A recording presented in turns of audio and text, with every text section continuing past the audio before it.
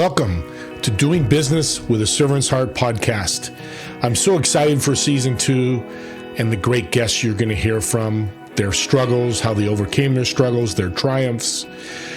Through personal and business life, I think they're tied together, and we're going to share great stories about that. This show isn't just about me. It takes a lot of good people working with me. Among them is my partner, H7 Network, and Clay Hicks. Building relationships, building community is the mission of H7 Network. They want to create a network of champions where everybody wins. Find out more at h7network.com. And we hope to motivate you, inspire you, and educate you through our show. Enjoy the show. We'll talk to you on the other side.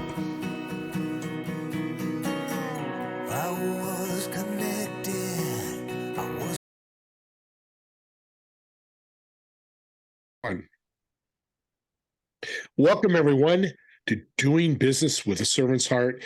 And I'm super fired up to have my new guest on the show today because we talk about serving in business. This gentleman served for us. John, welcome to the show. Well, thank you. Thank you for having me. I'm excited to chat with you. I want to thank you. And again, thank you for service. He's in the military. He's a JAG officer right now. And I want to thank you.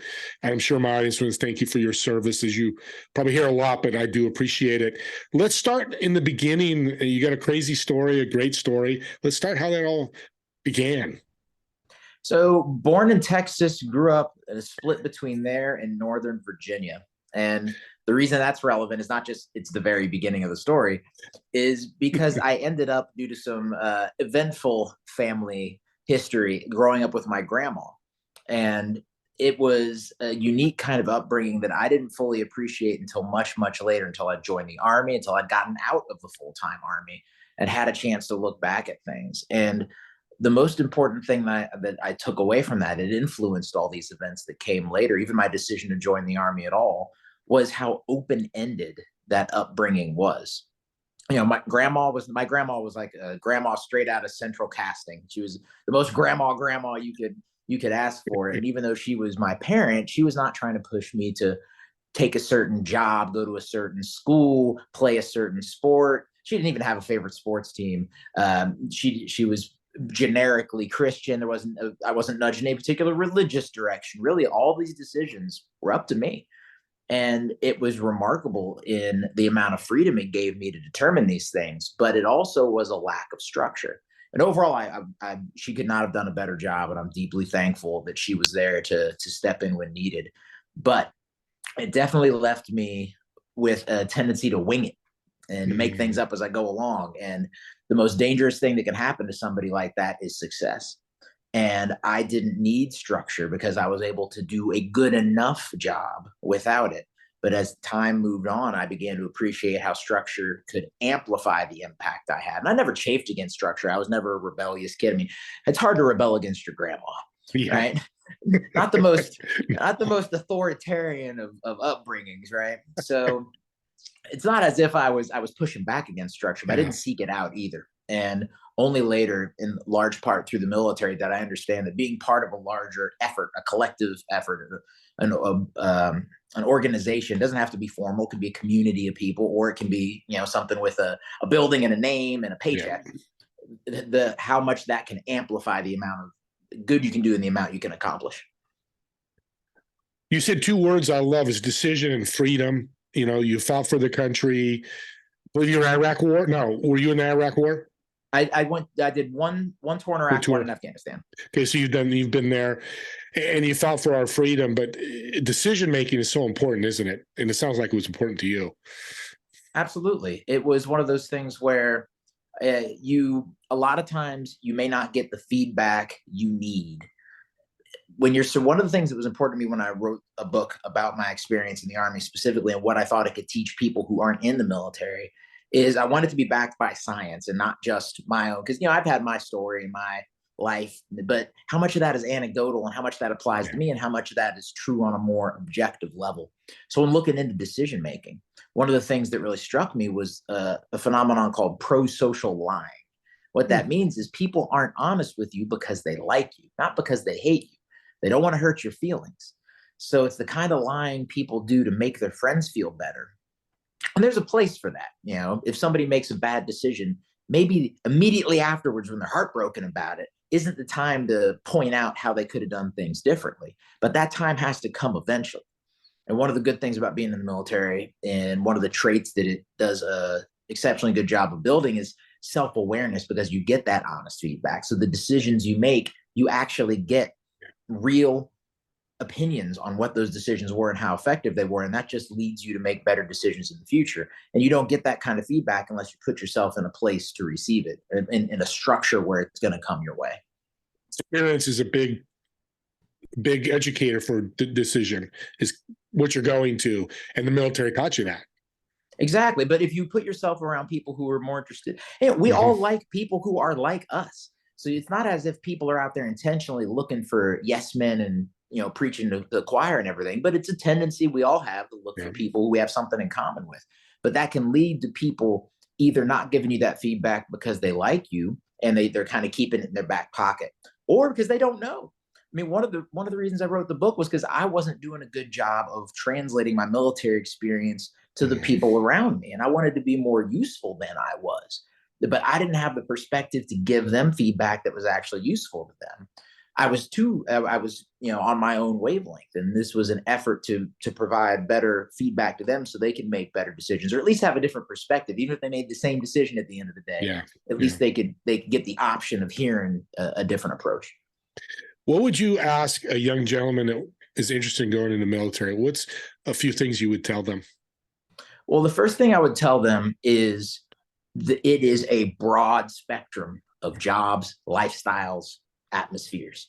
I mean, there could be nothing more different in the world than being, on a submarine in the Navy and being a Marine Corps infantry grunt, right? And the Army itself, just within the Army, is a wide variety. I had no idea. And it makes sense that the stories that get told about the military get told for good reason. They're the most compelling, the most dramatic, and they speak to like a core truth about what we do and why we do it. But that's not what day-to-day life is necessarily like.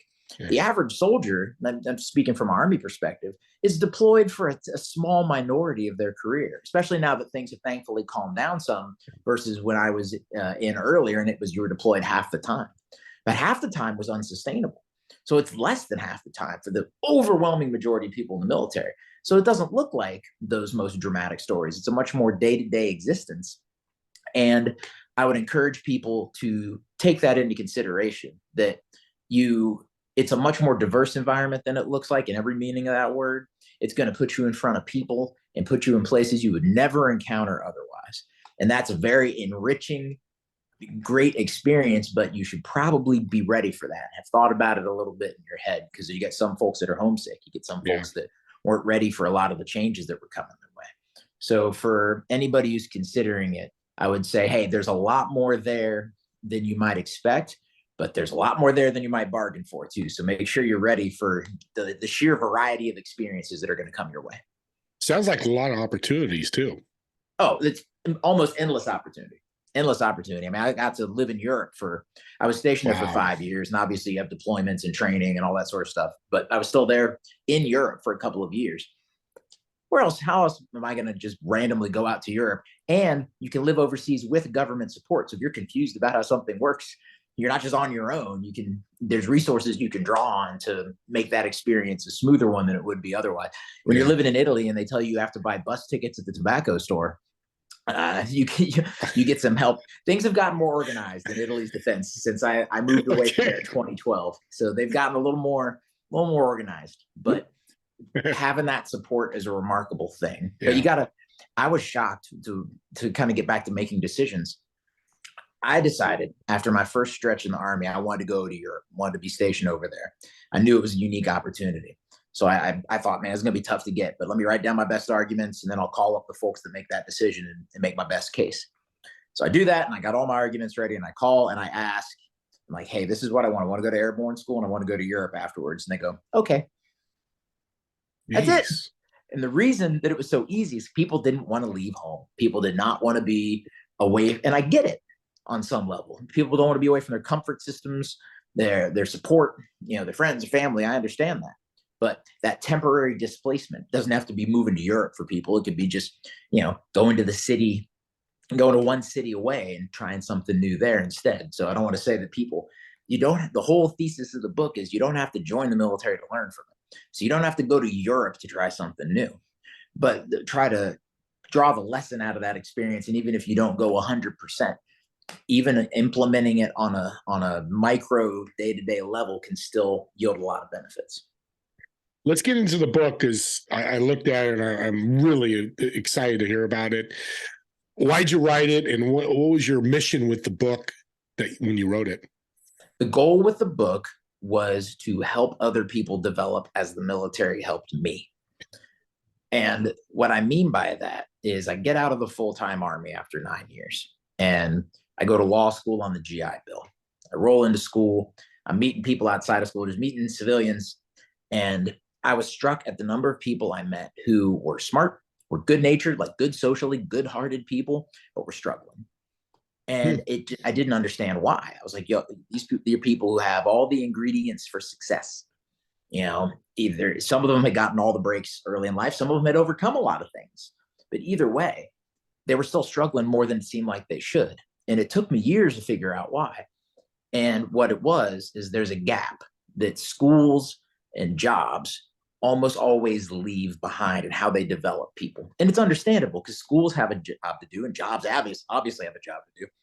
And they're not going to reach a lot of the most important traits for success, for satisfaction, for living as low, not a zero stress life. That's rarely possible, but for as low stress a life as is possible.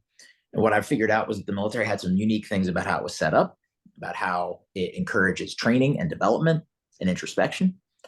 And I wanted to bring those lessons to people in a way that they could find useful. And most importantly, probably, is I was a total failure at doing that my first couple of years out of the Army. I came in way too hot, way too sarcastic, way too blunt, way too much. And I was doing things that worked for me, but weren't working for other people. And at some point, you're not a straight shooter or truth teller, you're just selfish, or at least oblivious. If you're not adjusting what you're doing so that it works for the people you want it to work for. And I realized that it wasn't working enough of the time. I can't give you a percentage. It was not 100. It wasn't 0. But again, that's the dangerous thing. You can always find examples, or you can often find examples when the wrong approach works, at least occasionally, and convince yourself it's not the wrong approach. Like I told that joke, 2 people laughed, 5 people looked horrified.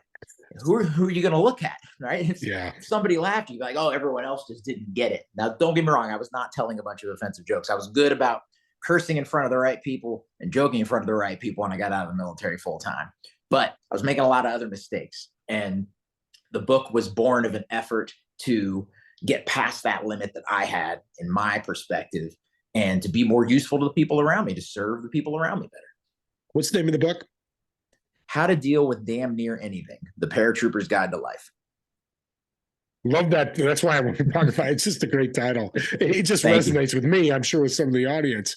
What are some of the lessons that the audience, when they read the book, and audience, go out and read the book. It's not very long. It looks like it was a pretty short book. Anybody can read it, but what lessons are they going to get from this book when they read it? So obviously I talked about some broad, fuzzy stuff. So my goal was to reduce it to something, not just that was backed by research, like I mentioned earlier, but that had some kind of structure, right? Like I was saying. So what I settled on was this.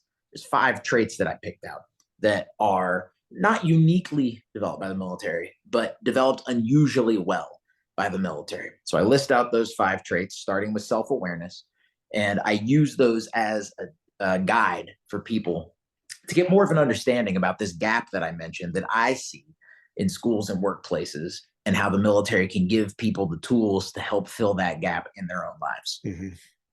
So that's what I did. I picked out 5 traits.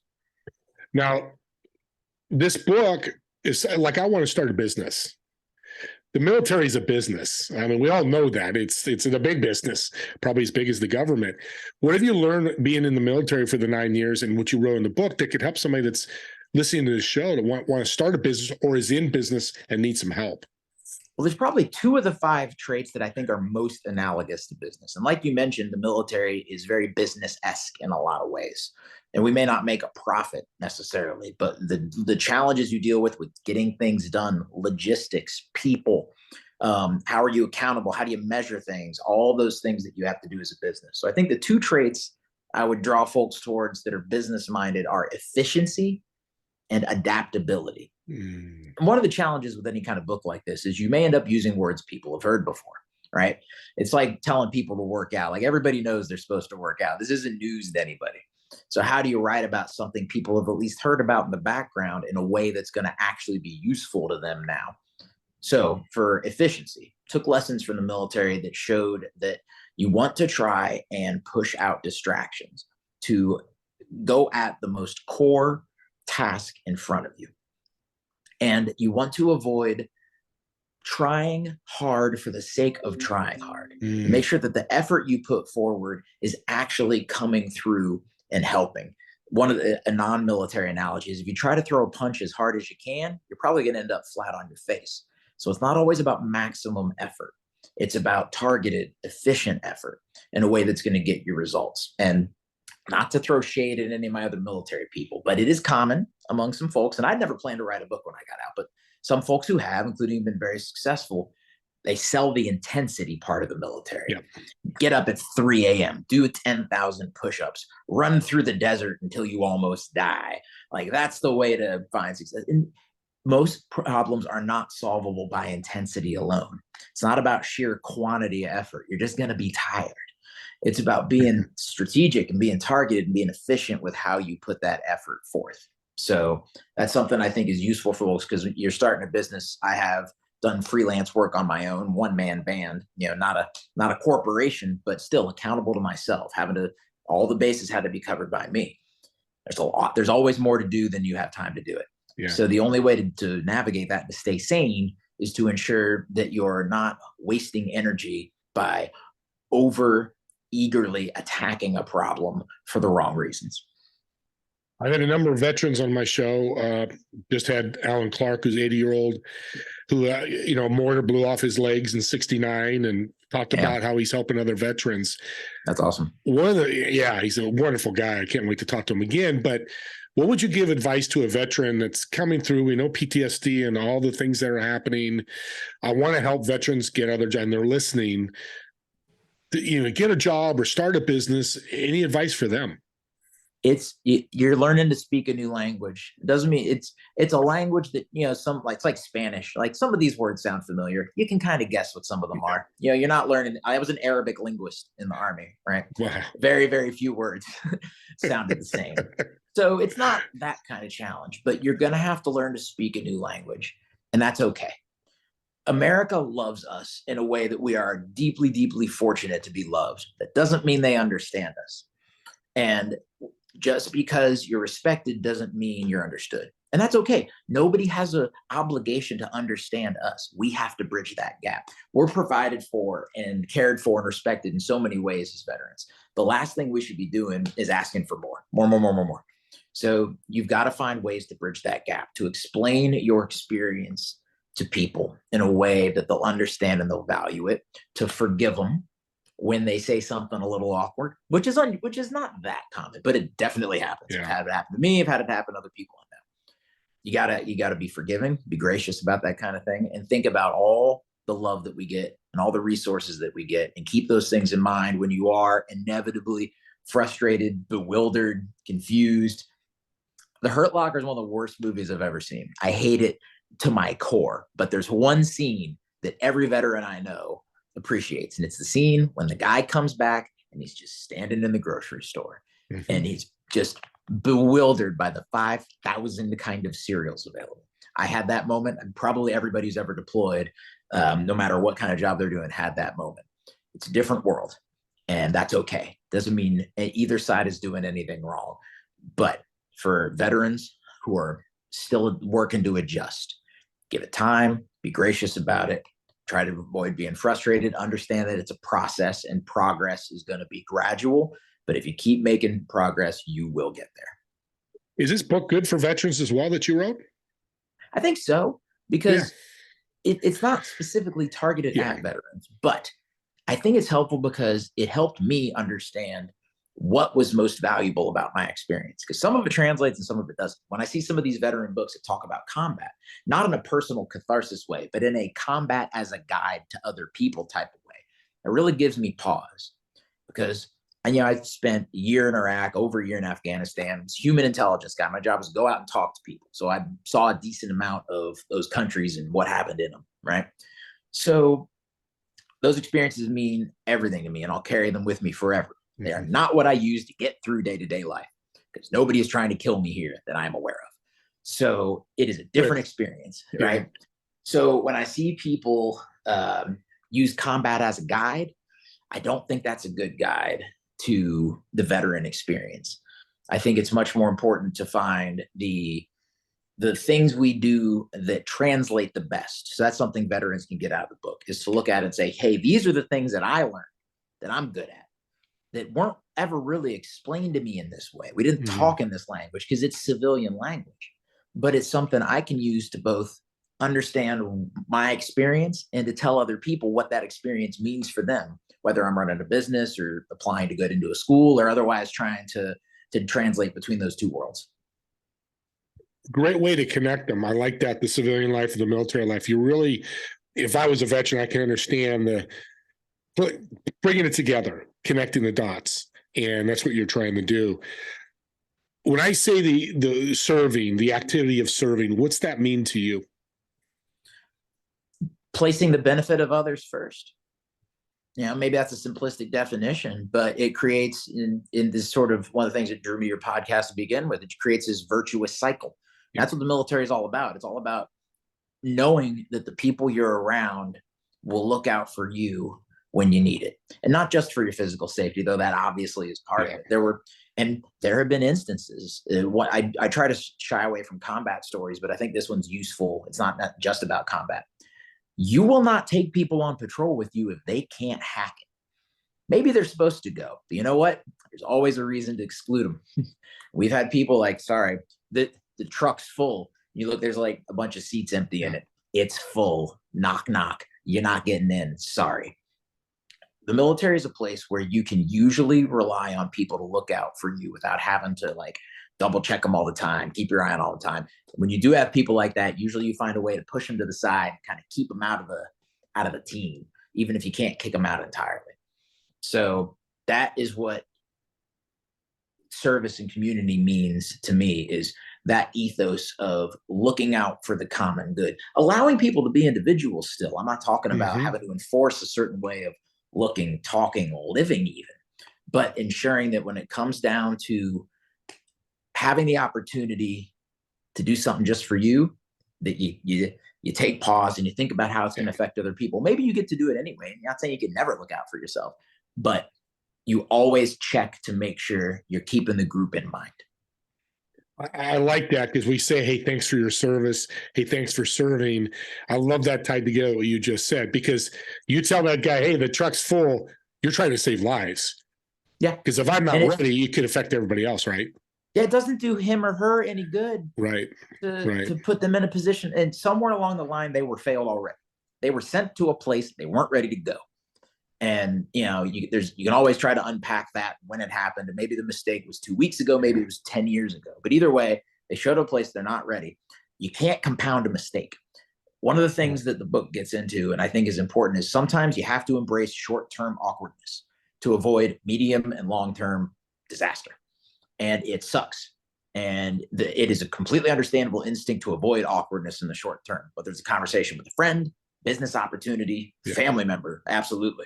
Right. But you have to take that short-term awkwardness. You have to embrace it and recognize that it's the cost of admission to get to a place you want to be afterwards.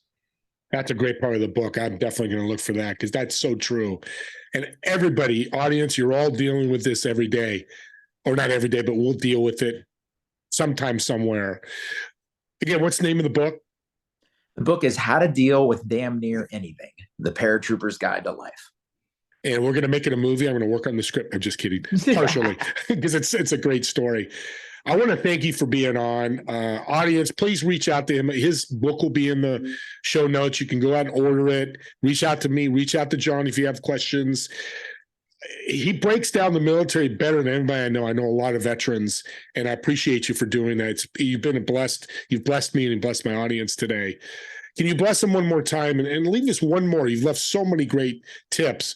What's one more piece of advice you can leave the audience for their journey in life? Let me think. One more. How about this? The little phrase that helped me out both during my military career, afterwards, and even when writing the book is all progress is good progress. Don't compare yourself to the ideal. Don't think about the day you wish you'd had. You can learn your lessons from falling short. That's fine. But all progress is good progress.